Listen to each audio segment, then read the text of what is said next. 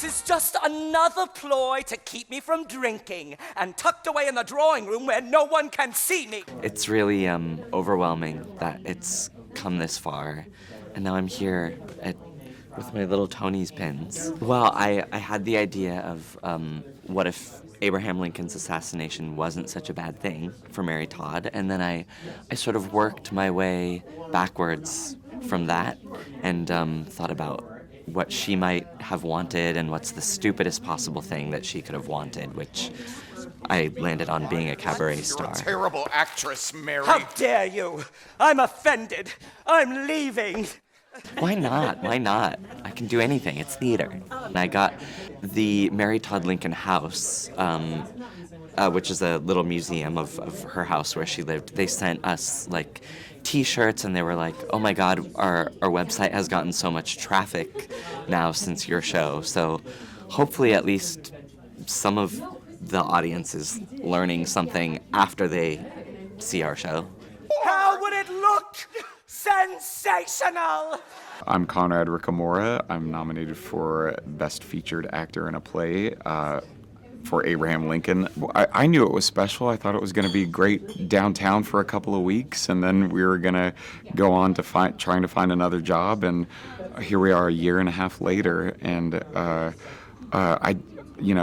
thing that I feel like it's teaching me is that people are wanting something that is surprising.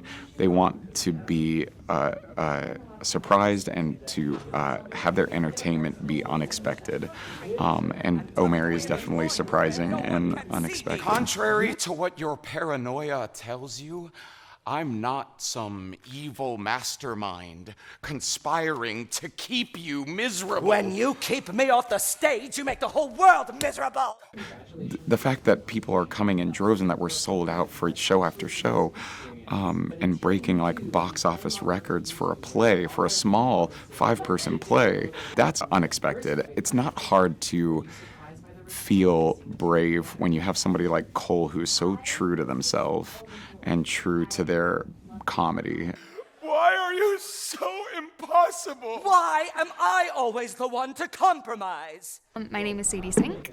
And you play? I play Shelby Holcomb, and John Proctor is the villain, written by...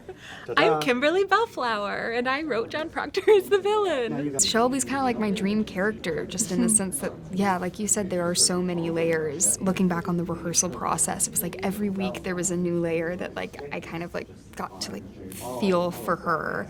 And then putting that together at the end and just feeling like you've had so much time to get to know such a complex character, young girl like she is. Incredible actors playing roles that feel real, and to see how like young girls have been connecting with it. It's just like been such an honor that we've been able to bring that to a Broadway stage. This just feels like the ultimate dream come true and fan experience. I've been a theater kid my whole life, so this just feels like the best thing ever.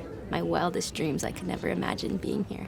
Well, I think what's great about our play is we're re-examining this historical text, and while our title is very direct in saying John Proctor is the villain, it's really truly just a re-examination about the Crucible and learning to be critical thinkers and explore different possibilities.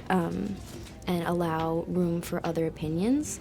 And so I think through this show, I've reread The Crucible many times and found different heroes and different villains and seen that there are many perspectives to be had on the same story, which I think can also be said about our play.